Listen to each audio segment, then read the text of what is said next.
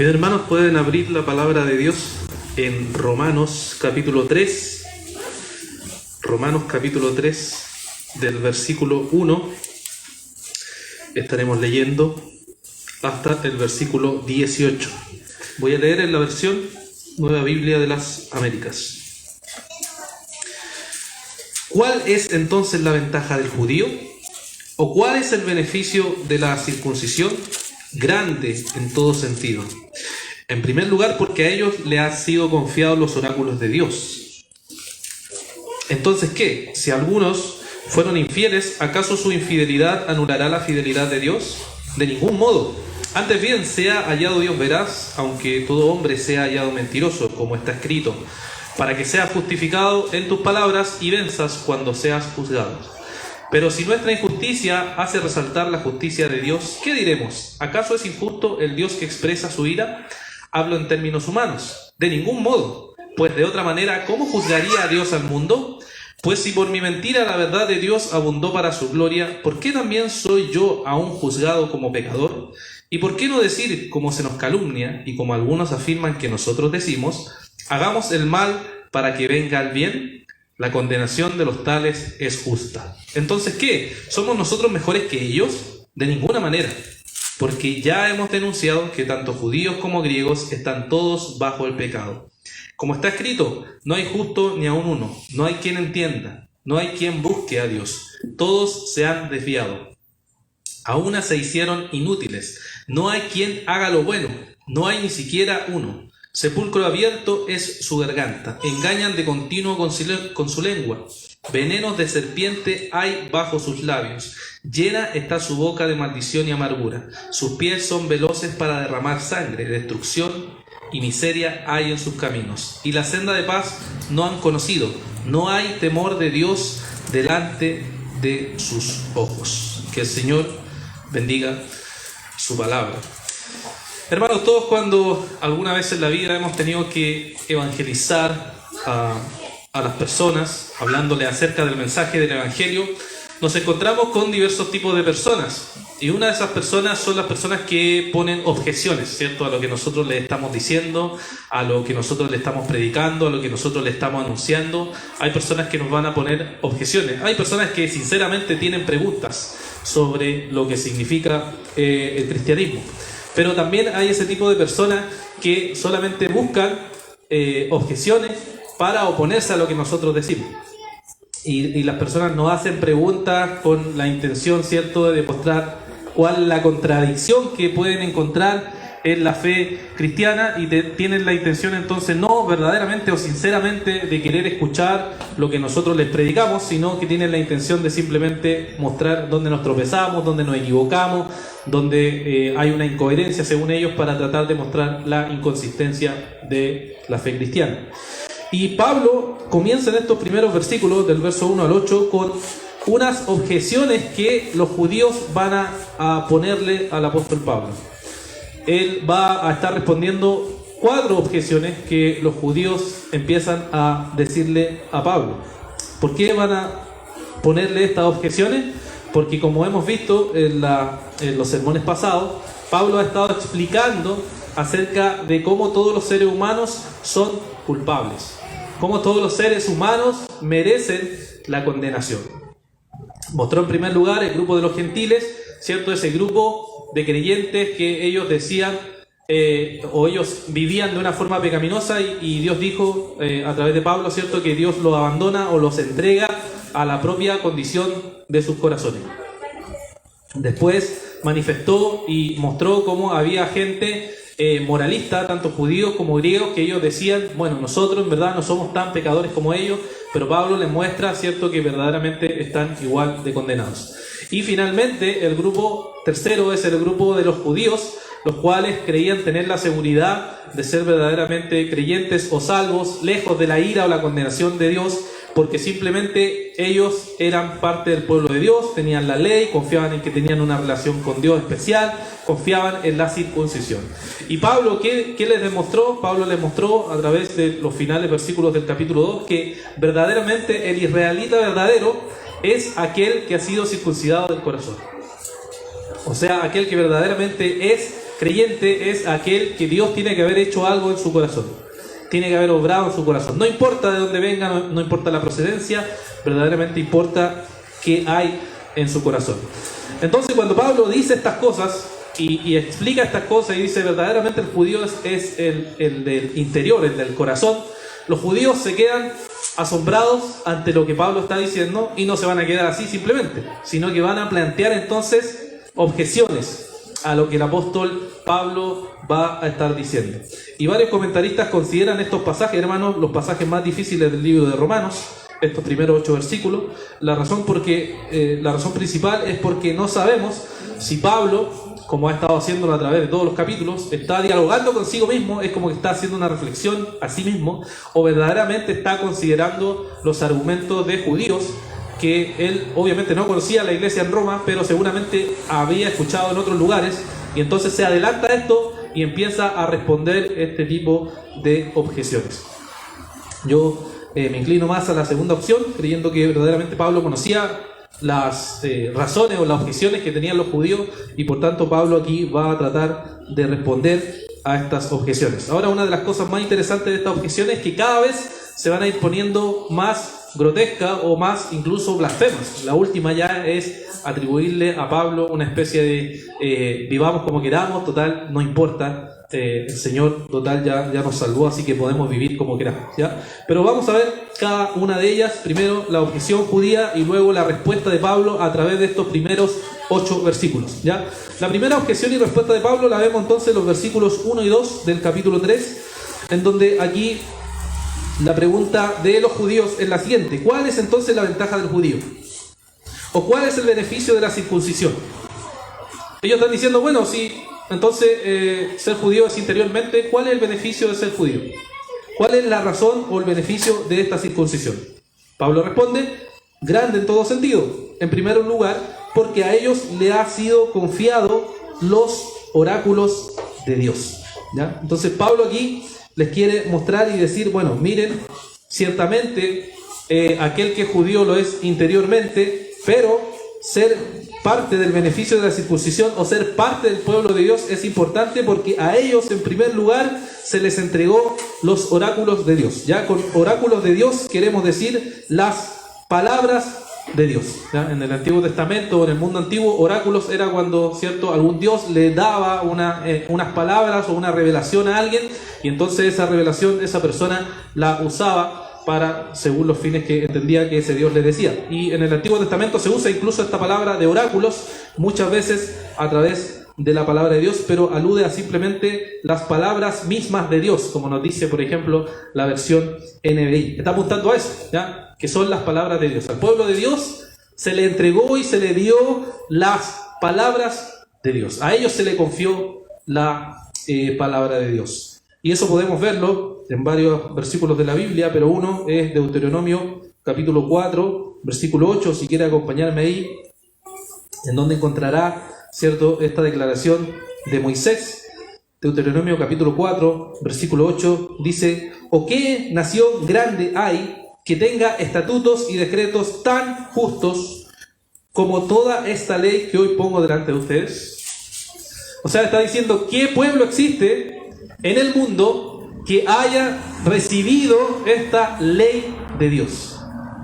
Nadie, ¿cierto? Solamente el pueblo escogido de Dios es el único que tiene este privilegio de haber recibido la palabra de Dios o la ley de Dios o los estatutos de Dios, como se usan en sinónimo muchas veces en la Escritura. Entonces Pablo responde a esa primera objeción que decían los judíos. Bueno, no importa de nada ser judío. Sí importa, porque ustedes han recibido la palabra de Dios. A ustedes como pueblo se le confió la palabra de Dios. La segunda objeción y respuesta de Pablo está en los versículos 3 y 4, que ellos decían, entonces, ¿qué? Si algunos fueron infieles, ¿acaso su infidelidad anulará la fidelidad de Dios?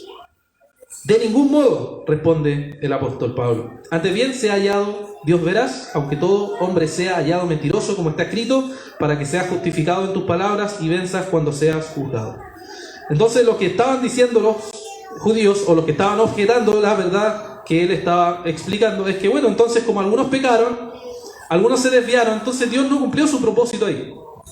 Dios no llevó a cabo su propósito finalmente, que era, cierto, escoger a este pueblo y llevarlo hacia la voluntad de Dios.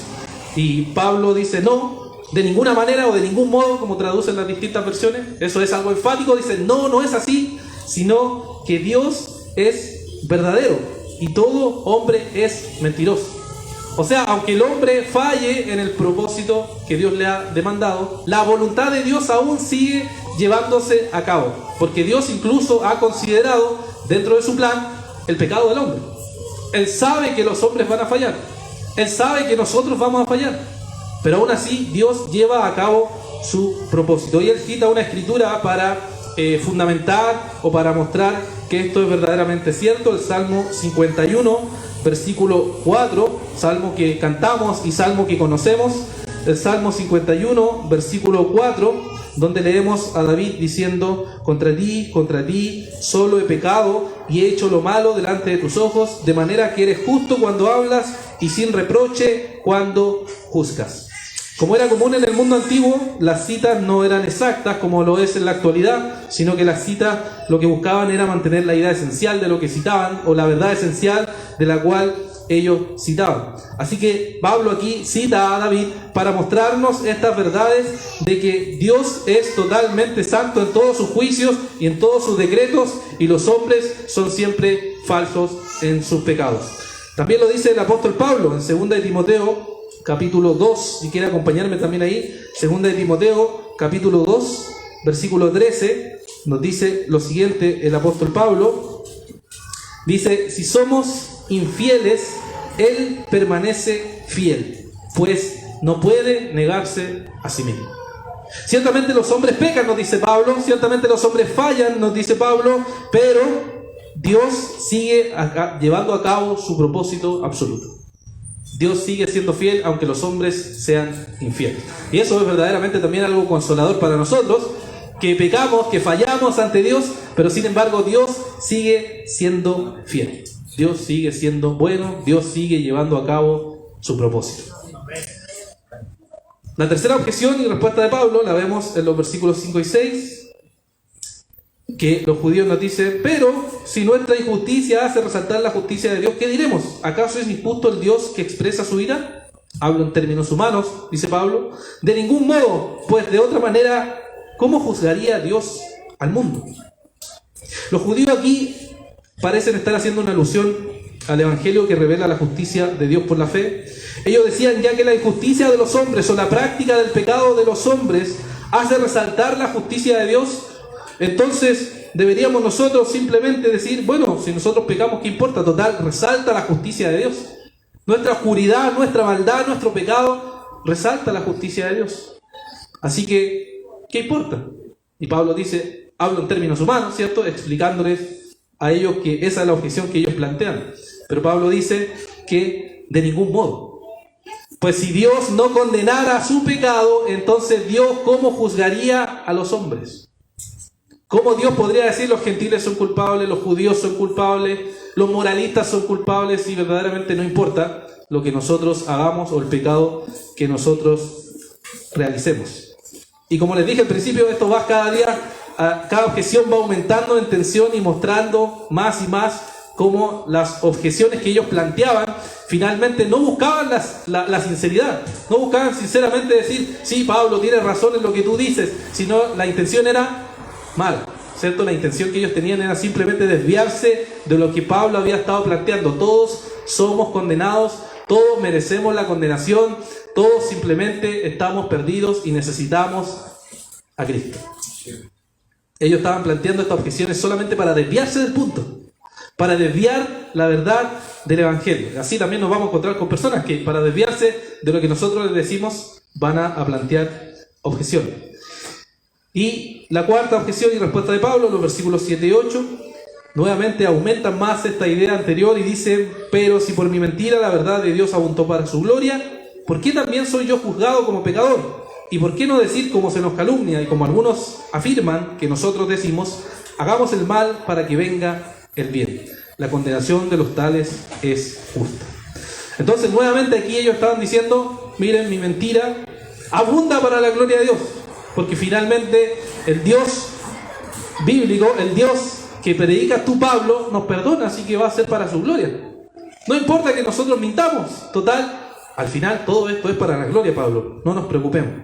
E incluso Pablo dice, algunos nos calumnian diciendo, bueno, entonces tenemos que decir, hagamos el mal para que venga el bien. Ustedes son los que dicen, la seguridad de la salvación siempre está, ustedes son los salvos, siempre salvos. Entonces ustedes tienen que pecar, solamente pequen, si total, ya son salvos, ¿qué importa? ¿No? Muy parecido a lo que ya Pablo planteaba en ese momento. Muy similar a la idea que hay, que uno dice, bueno, yo creo en la perseverancia de los santos. Ustedes son los salvos, siempre salvos, ustedes pueden pecar libremente, hay licencia para pecar, no importa cómo viven. Pablo dice, no, de ningún modo eso es una calumnia, no es la verdad, no es lo que nos enseña la Escritura a nosotros. Nosotros buscamos agradar a Dios, vivir para su gloria, pero a la vez tenemos la seguridad de que Dios está obrando en nuestra vida, de que Dios está actuando en nosotros, a pesar de la imperfección, a pesar de los pecados, a pesar de la maldad que habita en nosotros, Dios está guiando todo el proceso. Y estas objeciones, hermanos, nos enseñan cuál son la condición que los seres humanos tienen. Poner objeciones para evitar las verdades del Evangelio. Ahora podríamos decir, claro, los incrédulos, los que no creen en Cristo, plantean este tipo de objeciones.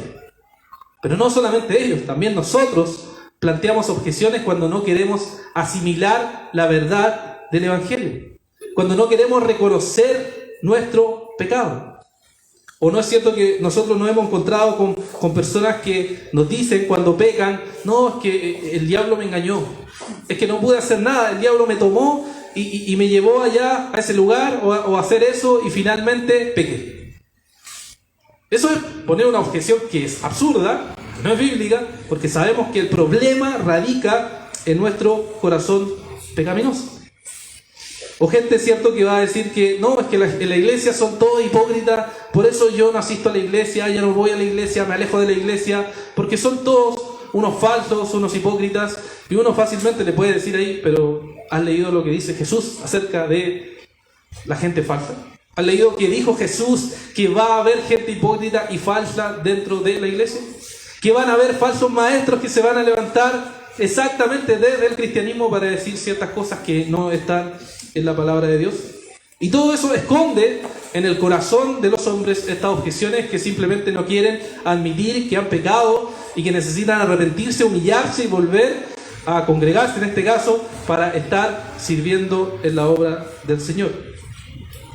O uno fácilmente podría preguntarle, ¿y tú nunca has sido falso, nunca has sido hipócrita alguna vez en tu vida?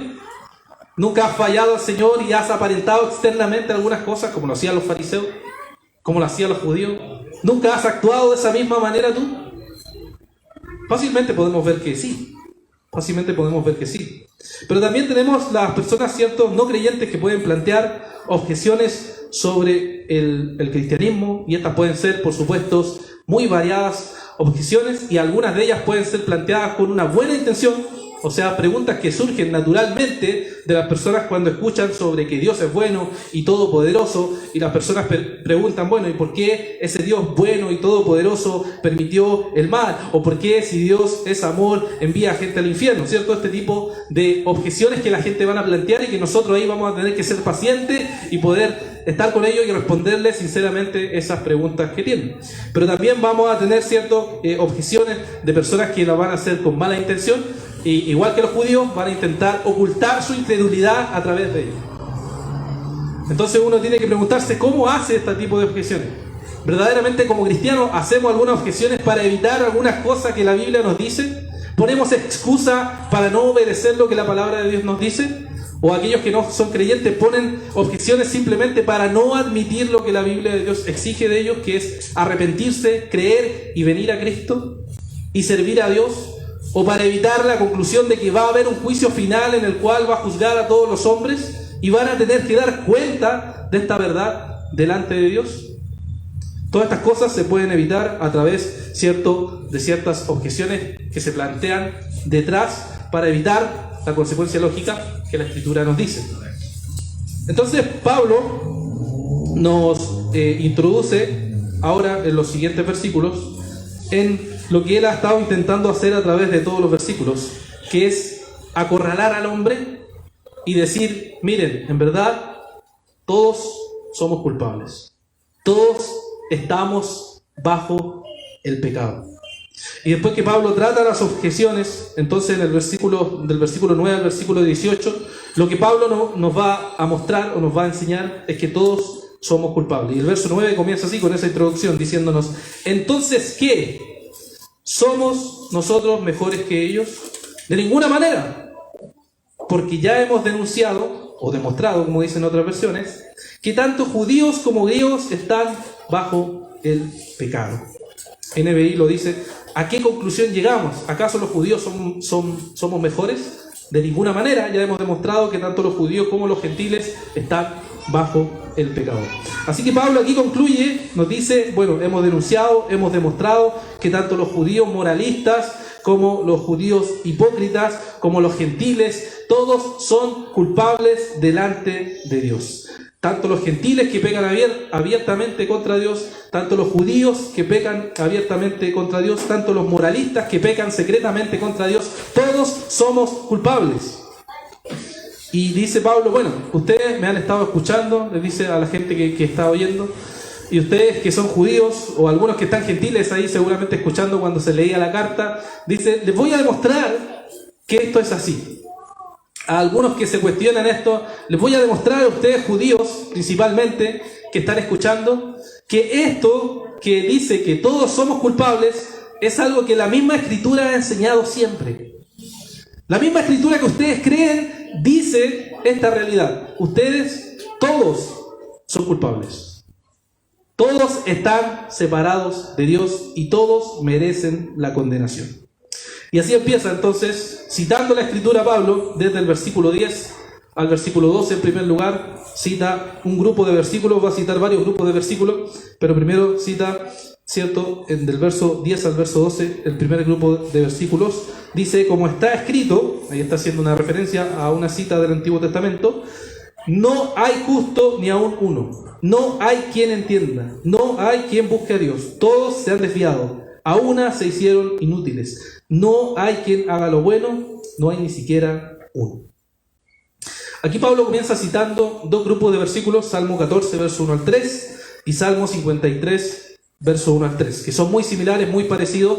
Sobre esto hay algunos comentaristas que agregarían Eclesiastés 7:20, que es otra cita que nos describe sobre esto, pero el punto es el mismo. Pablo quiere mostrar a través de las Escrituras de que todos los seres humanos son culpables. El versículo comienza diciendo que no hay justo ni un uno y termina diciéndonos que no hay nadie que haga lo bueno, ni siquiera uno. Enfatiza eso, y la repetición en el mundo hebreo es énfasis, ¿cierto? Está diciéndole y está mostrándole que verdaderamente no hay ningún ser humano en el mundo que sea justo ni haga lo bueno. Nadie. Inmediatamente uno piensa, pero espérate, yo he conocido gente justa y gente buena. ¿Cómo, Pablo, tú puedes decir que no hay nadie justo y no hay nadie bueno? Bueno, el sentido aquí es que, claro, por supuesto nosotros hemos conocido gente justa y gente buena en las relaciones humanas, en las cuales conocemos y sabemos que todo ser humano ha sido creado a imagen y semejanza y por tanto refleja algo de bondad y algo de justicia a través de su vida. Pero aquí Pablo está refiriéndose al estándar de Dios. Delante de Dios, delante de la ley de Dios, no hay nadie bueno, ni nadie justo, porque nadie cumple los 10 mandamientos. ¿O usted cumple los 10 mandamientos? ¿Quién de ustedes aquí que levante la mano que cumple los 10 mandamientos? No creo que nadie la vaya a levantarse. Sería mentiroso, ya estaría rompiendo un mandamiento. Porque la ley de Dios nos exige perfección total, obediencia absoluta en todo momento, en toda instancia, intención, pensamiento, todo. Tendríamos que obedecer de forma perfecta a Dios. Y vemos que nadie de nosotros puede hacerlo. Por eso Pablo enfatiza esto. Nadie es justo, nadie es bueno. Luego nos dice también que nadie entiende a Dios. Ningún ser humano entiende a Dios. Y ahora igual podemos pensar, bueno, pero yo he conocido a gente y conozco gente o personas estudiosas de la Biblia que no son creyentes y que sin embargo entienden la fe cristiana. Entienden a lo que la fe cristiana nos dice o nos explica sobre Dios, sobre cuál es el mensaje de salvación, pero no creen en Él, pero sí entienden a lo que se refiere la palabra de Dios. Bueno, aquí no está refiriendo simplemente a algo intelectual, sino que se está refiriendo a la persona como un ser espiritual. Ellos no entienden la palabra de Dios en la Escritura porque están en un entendimiento entenebrecido. Ellos no entienden porque no obedecen y no quieren obedecer lo que la palabra de Dios. Y es lo que Pablo, por ejemplo, nos dice en 2 de Corintios capítulo 2, perdón, 1 de Corintios capítulo 2, versículo 14. Recordarán en esa parte donde Pablo nos dice en ese versículo: porque el hombre natural no acepta las cosas del Espíritu de Dios, porque para él son necedad y no las puede entender, porque son cosas que se disciernen espiritualmente.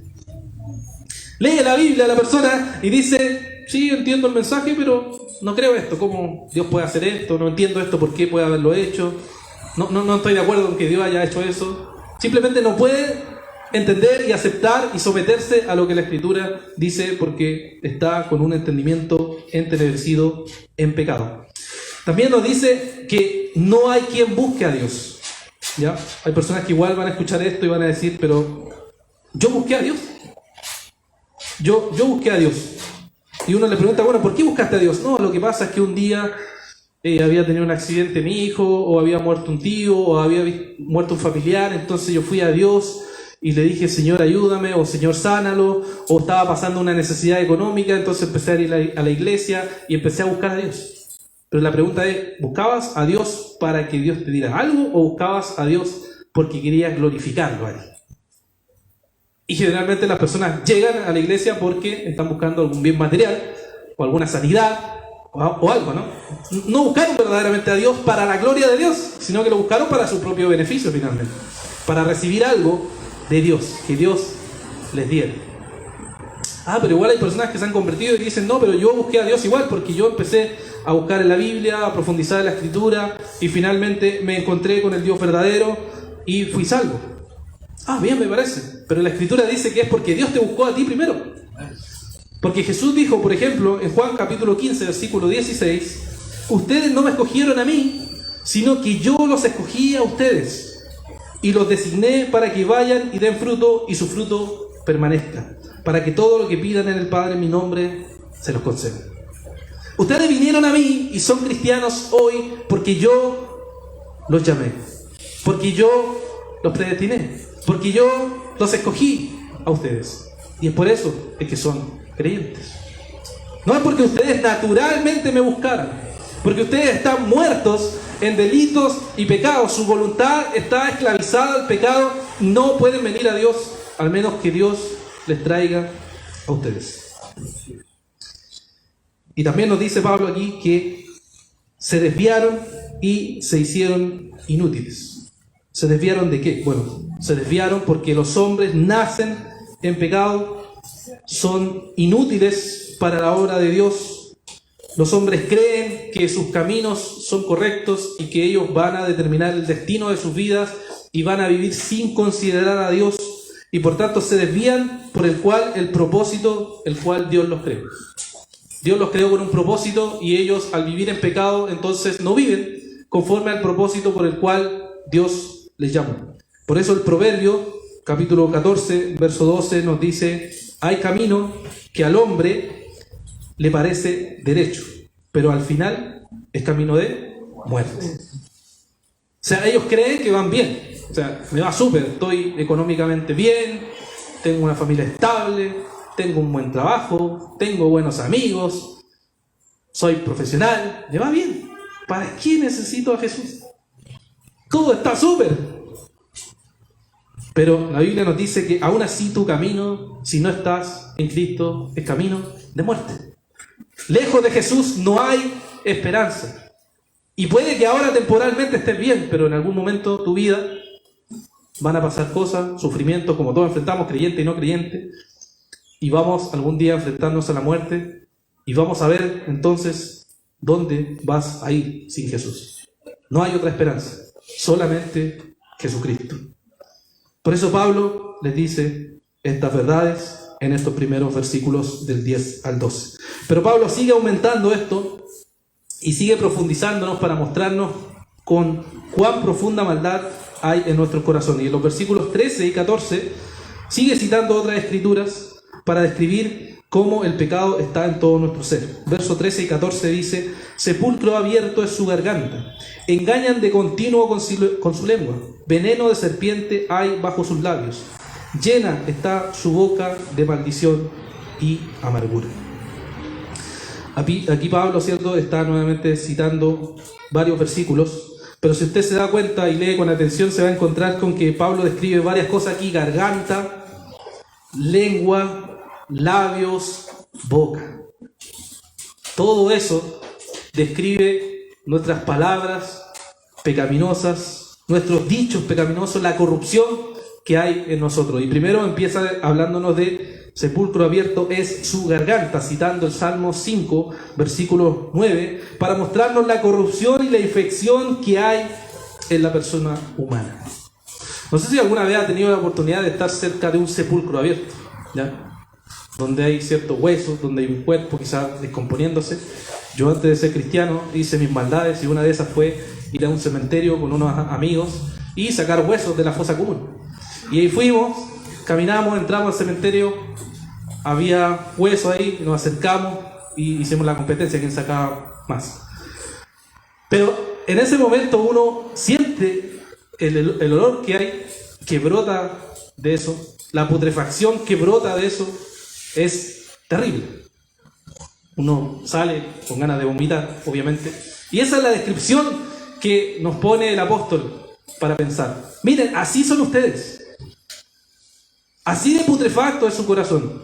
Así de sucio es su corazón. Así de malvado es su corazón. Eso es lo que Pablo le está diciendo. Sepulcro abierto es su garganta. Su naturaleza es putrefacta, es vil, es totalmente sucia. Proverbios 12:22 describe cómo somos los seres humanos. Dice: los labios mentirosos son abominación al Señor, pero los que obran fielmente su deleite.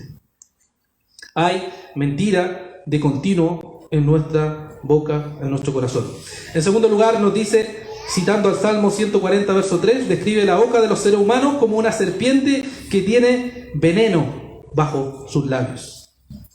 Como una serpiente que tiene veneno bajo sus labios. Qué terrible condición, hermanos. O sea, cada uno de nosotros es como si fuera una serpiente venenosa, que constantemente está ahí acechando, diciendo cosas, lanzando el veneno contra el otro y dañando a su prójimo. Así de malvado dice la Escritura que nosotros somos, que nosotros matamos, asesinamos a nuestro prójimo constantemente con el veneno que tenemos bajo nuestra lengua. Y por eso el Proverbios 11, verso 9 nos dice: con la boca el impío destruye a su prójimo. Imagínense, con su boca, con sus palabras, ustedes destruyen al prójimo. Así de malvados es nuestra naturaleza. Luego, en tercer lugar, cita el Salmo 10, verso 7, para describir que la boca de los seres humanos está lleno de maldición y amargura. Y eso es porque nuestra naturaleza pecaminosa revela a través de nuestras palabras lo que hay en nuestro corazón. La maldad que hay en nuestro corazón sale por nuestra boca. Y por eso Santiago describe tan fuertemente lo que es la lengua. ¿Se acuerdan? Santiago capítulo 3, versículo 6 describe la maldad que hay en nuestra lengua. Dice que la lengua es un fuego, es un mundo de iniquidad, que la lengua está puesta entre nuestros miembros y que contamina todo el cuerpo. Así de malvado es nuestra lengua. Entonces Pablo con todo esto quiere mostrarnos y decirnos: miren, toda su vida está completamente alejada de Dios. Los seres humanos toda la vida la tienen completamente alejada de Dios. No consideran a Dios en sus pensamientos, en sus intenciones, en sus planes, en sus decisiones. Nada de eso está Dios en ustedes. Y luego, para terminar, Pablo en los versículos 15 al 18 describe nuestras acciones pecaminosas. Verso 15 al 18 dice: sus pies son veloces para derramar sangre. Destrucción y miseria hay en sus caminos, y la senda de paz no han conocido. No hay temor de Dios delante de sus ojos. Aquí Pablo cita dos versículos para mostrarnos las acciones que realizan los seres humanos dañando al prójimo. En primer lugar, cita Isaías capítulo 59, versículos 7 al 8, en el cual describe la velocidad con la cual los seres humanos hacemos el mal. Por eso dice que apresuran sus pasos para hacer el mal. Nosotros somos súper rápidos para hacer el mal, nos dice. Somos muy lentos para el bien, pero muy rápidos para el mal. Podemos acechar, podemos hacer mal, podemos destruir a nuestro prójimo. Podemos asesinar a nuestro prójimo. Y decimos, no, pero yo nunca he matado a nadie. Que fue la objeción que le pusieron a Jesús. Y Jesús en el Sermón del Monte, en el capítulo 5, dijo, pero si ustedes dicen a su hermano o se enojan con su hermano y lo tratan como un insensato, como un idiota o como un estúpido, ustedes mismos están en riesgo de ser condenados porque están matando con su intención a su hermano. Quisieran que muera. ¿Cuántas veces hemos tenido esa intención, ¿no?, en nuestros corazones? Cuando alguien nos hace algo, nosotros queremos de vuelta, quizás no físicamente, pero si pudiéramos, si tuviéramos la fuerza, quizás lo mataríamos. Porque esa es la intención pecaminosa que hay en nuestro corazón. Y en segundo lugar, Pablo cita el Salmo 36:1 para decirnos que los seres humanos no tienen temor de Dios. Los seres humanos no tienen temor de Dios. Sabemos que el principio de la sabiduría es el temor a Dios, ¿cierto? Proverbios 1:7, muy conocido versículo. Y vemos a través de la Escritura que el temor de Dios, cuando uno tiene temor de Dios, sus acciones reflejan ese temor. Cuando uno tiene temor de Dios, su vida refleja el temor de Dios. Pero cuando uno no tiene temor de Dios, entonces no hay un estándar que me diga a mí cómo hacerlo. O puedo tener mi estándar relativo según mis propios gustos y según mis propias preferencias, pero no hay ese temor de Dios verdadero, ese temor de Dios que busca servirle a Dios. Y por tanto, al rechazar a Dios, van a crear sus propias leyes, sus propias normas, sus propias prácticas para vivir conforme como ellos quieran. Por tanto, hermanos, resumiendo lo que el apóstol nos dice a cada uno de nosotros, y eso tiene que tomarlo así, esto no está hablando de nosotros, esto es lo que somos. Esta es la foto de lo que somos los seres humanos delante de Dios. Nos está diciendo que los seres humanos no consideramos a Dios en nuestra vida, en nuestro pensamiento, en nuestro corazón, y no nos interesa buscarlos. Esto nos lleva a que digamos cosas perversas con nuestra boca, como mentiras, calumnias y todo tipo de daño contra nuestro prójimo. Y también nos dice que todas nuestras acciones reflejan y muestran que no hay temor de Dios. Y que nosotros vivimos constantemente en pecado sin considerar al Señor. Esto es lo que teológicamente le llaman la depravación total del hombre. Que significa no que el hombre no pueda hacer nada bueno, sino que el hombre está infectado en todas sus facultades, razón, emociones, pensamiento, voluntad, con el pecado. Todo está infectado de pecado. Cuando yo razono con pecado, si no voy a la Escritura. Cuando yo me emociono con pecado, si no ajusto mi emoción a la Escritura. Cuando yo decido algo, si no pongo la decisión delante de Dios y sigo la Escritura, entonces mis decisiones van a ser pecaminosas. Y así, todo está infectado con el pecado. ¿Qué podemos sacar, hermanos, de estos versículos para nuestra vida? ¿Cómo podemos aplicar estas verdades gloriosas del Señor? Porque son gloriosas, que describen nuestra condición a nuestra vida. En primer lugar, vemos que todos los seres humanos nacemos en pecado y nuestra inclinación es siempre al mal. Pensemos en los niños, hermanos. Siempre nuestra sociedad dice, qué hermosos los niños. Bueno, yo tengo 2 hijas, son hermosas sin duda, pero son pecadoras. Su corazón inclinado está al pecado. Su naturaleza pecaminosa se revela cuando no obedecen, cuando no quieren seguir lo que dice la palabra de Dios, cuando sus padres quieren guiarla al Señor. Su naturaleza es rebelarse. Nosotros no les enseñamos el mal. Nosotros les enseñamos el bien porque ya tienen el mal. Y esa es la verdad. Vienen inclinados con ese pecado. Y nosotros como adultos también.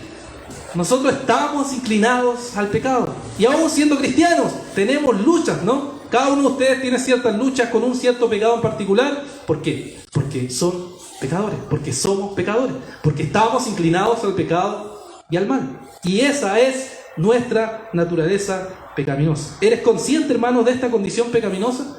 Es importante ser consciente de esta condición pecaminosa, porque eso te llevará a profundizar más y más en la palabra de Dios. ¿O te sientes seguro? Yo estoy bien, voy a la iglesia los domingos, voy a evangelismo de vez en cuando. Constantemente visito a los hermanos, los llamo, les mando un par de WhatsApp a ver cómo están. Estoy bien, no hay problema. Mi vida espiritual está súper bien. Pero ¿es verdaderamente eso una seguridad en la cual podemos descansar? No, porque nuestra condición, hermanos, es inclinada al pecado. Y por eso tenemos que cuidar siempre nuestra vida espiritual delante de Dios. En segundo lugar, y como todos los seres humanos somos pecadores, nosotros somos en potencia, hermanos, o podemos ser en potencia los peores malvados de este mundo. Nos asombramos de, cierto, típico ejemplo, Hitler, Stalin, Mussolini, dictadores malvados de la sociedad que todo el mundo apunta como los peores malvados del mundo. Pero si tuviéramos el poder y la oportunidad, probablemente nosotros seríamos igual de malvados.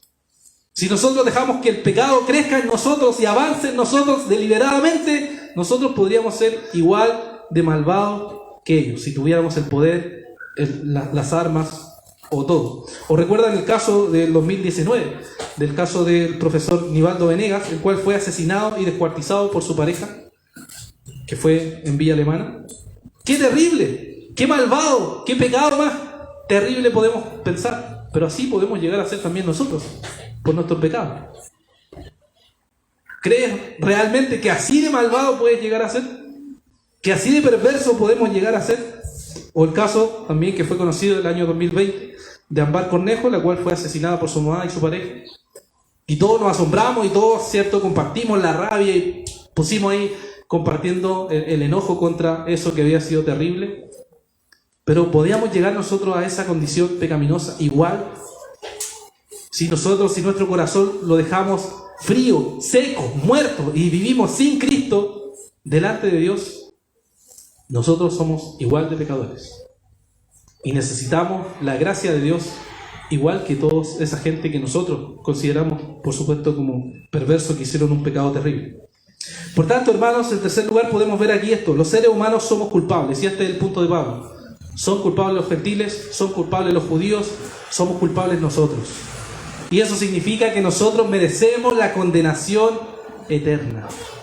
Todos nosotros merecemos la condenación eterna. Así que, hermanos, se van a enfrentar a un juicio de Dios. Se van a enfrentar a un juicio con el Señor.